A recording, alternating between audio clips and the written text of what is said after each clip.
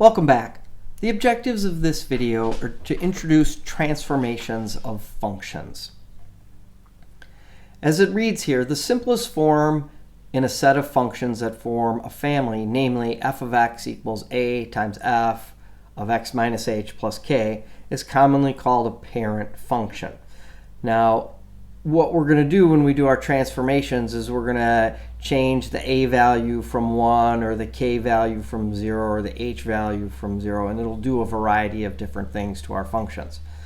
One thing to keep in mind though, our parent functions, some of our parent functions are quadratic functions, like y equals x squared is a parabola that has its vertex at the origin and is a pretty simple graph, something I've called Joe parabola. So the parent function y equals x squared has a graph that's just a parabola that has its vertex at the origin and has pretty simple x and y coordinates.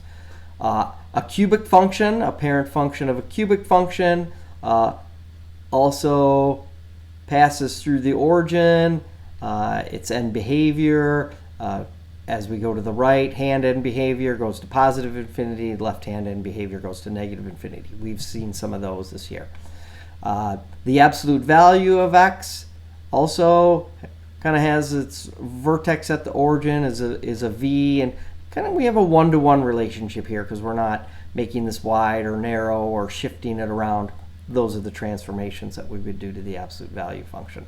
And then a square root function again has its beginnings at 0, 0 or at the origin, and is a function that doesn't have any negative y values and heads off in that direction. It looks like it has asymptotic behavior, but it really doesn't. So those are some of the basic parent functions that we'll work with, but right now we're just going to use this one that Gene Adams gives us. So a change made to at least one of the values, a, h, and k, is called a transformation. I mentioned that already. And there are 4 types of transformations. There's dilations, reflections, rotations, and translation. So a dilation might make something like wider or narrower. A reflection, we might flip something across the x-axis or the y-axis. A rotation, we might have it go open sideways. And a translations, I kind of call those our shifts. We might shift the vertex, down and to the right or over to the left, so that kind of thing. So our curriculum runs us through some rigid transformations. These we keep the original shape and size of the graph unchanged and move the points in a particular way. So the k value here, the stuff that's outside the f of x, is a vertical translation. Okay, so we would shift, if we move this k, if we made that a positive 5, it would shift things up 5 units, or it would shift, if it's negative 5, it would move it down 5 units. If we're grouped with the x, though, in f of x minus h and f of x plus h, we're going to do the opposite. So in f of x minus h, we're going to shift this h units, but to the right, to the positive direction.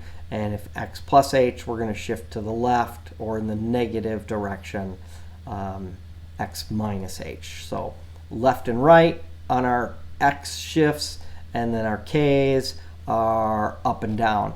And one of the reasons I remember the k's is because really k is grouped with y in our point slope form. So we might remember we have y minus y1, or in this case it's y minus k equals a times f of x minus h. So that's a little bit like point slope form. And then the opposite of f of x, or f of negative x, that's going to reflect across the x-axis or reflect across the y-axis. Our non-rigid transformations, those are stretches and shrinks. Those are things that make our parabola even wider, or they stretch things and make things narrower. So those are our non-rigid transformations. As it says here, it distorts the shape of the graph. And so if we take the absolute value, that's going to reflect negative y values across the x-axis. It's going to make them positive. A vertical dilation or a stretch factor is when our multiplier in front is greater than 1. So now instead of going up like 1 to 1, if that's a 5, now we're going to stretch 5 times as high for every x that we would put in as opposed to only 1. And if a is between 0 and 1, now like 1/2 or 1/3, now we're only going up 1/3 as high or 1/2 as high for every one value of x. So that's going to compress our graph, and it's also going to like make it go horizontally a little bit wider or narrower. And then if we have a multiplier in front of our x that's greater than 1, it's going to compress the graph. It's going to act a lot like the vertical dilation. And then if we have our b, a multiplier that's like 1/2 or 1/4, that's going to act as a horizontal dilation, which is a little bit like a, hope I got those right, as a vertical compression. So let's take a look at some examples. I think this will make our life a little bit easier.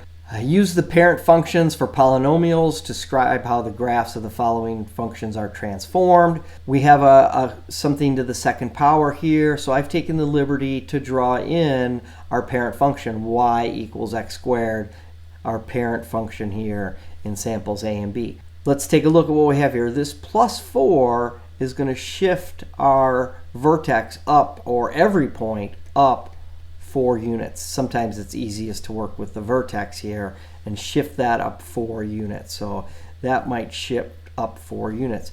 But the h value is now -2 instead of -0. So this is going to shift, remember this is the opposite of the sign, this is going to shift right 2 units. And then this negative sign is going to reflect across the x-axis, or it's going to invert our parabola and it's going to open down.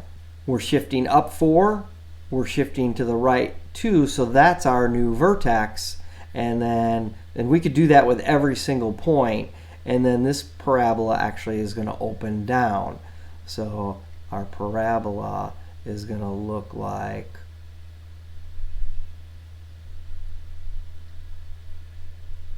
something like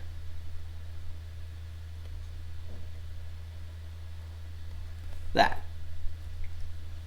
So our black graph. In sample B, now our vertex, we're going to shift, that's going to be down 4 units.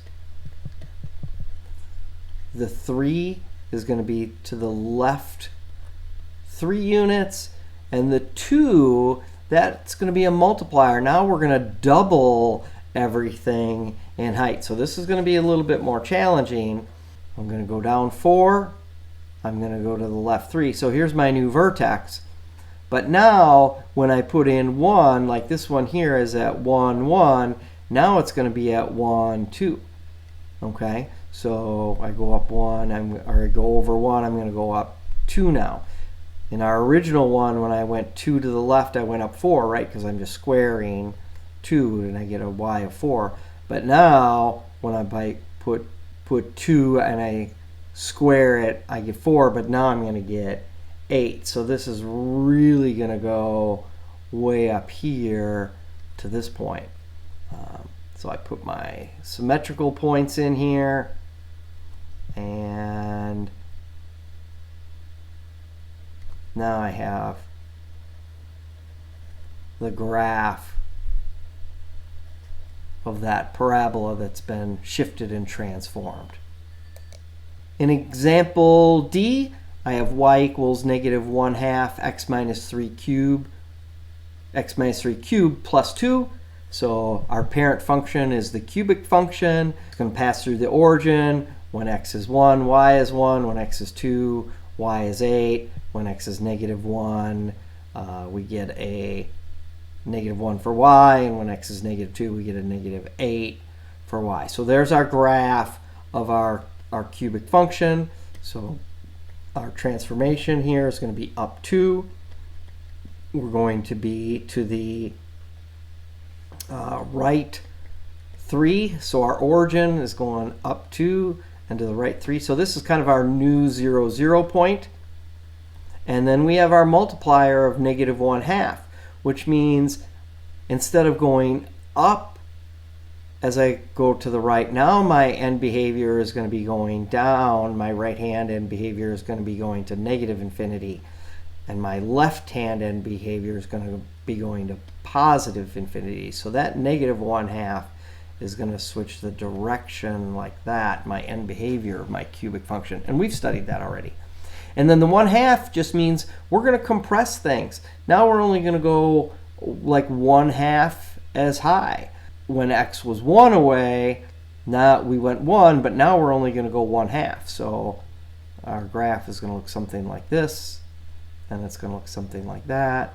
And so our cubic function, something like that. So that's a much better graph of the cubic function with all those shifts and transformations. I'm going to ask you guys to do this one and bring that one to class. This one's a little sneaky with the 2 minus x cubed. I'll probably give you a hint for that.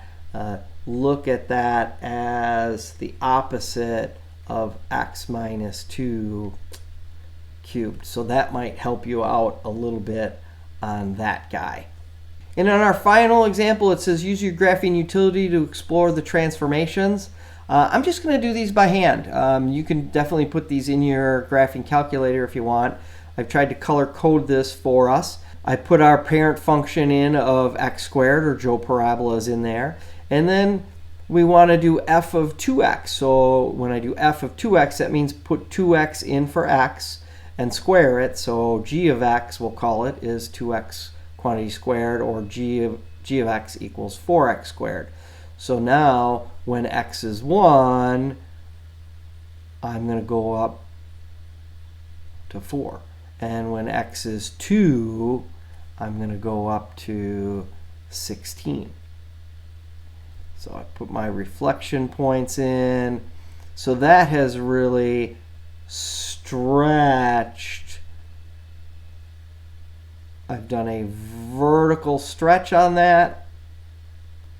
Or you could look at that as a horizontal compression. So this guy's got a vertical stretch and a horizontal compression. Because I've squeezed this horizontally. It's not as wide and it's getting squished. So in our green one here, f of 1/2 x, so I put 1/2 x in for x, and I get 1/2 x quantity squared, so I get 1/4 x squared. So now when I put 1 in for x, instead of getting 1 out, I'm only going to get 1/4 out. And when I put 2 in for x, right, h of 2, 1/4 of 2 squared is 1. So when I put 2 in, I only get 1. So when -2 is going to be 1. So when I put 3 in, 3 squared is 9, 9/4. What is that, like 2 1/4? So like here and here. So that guy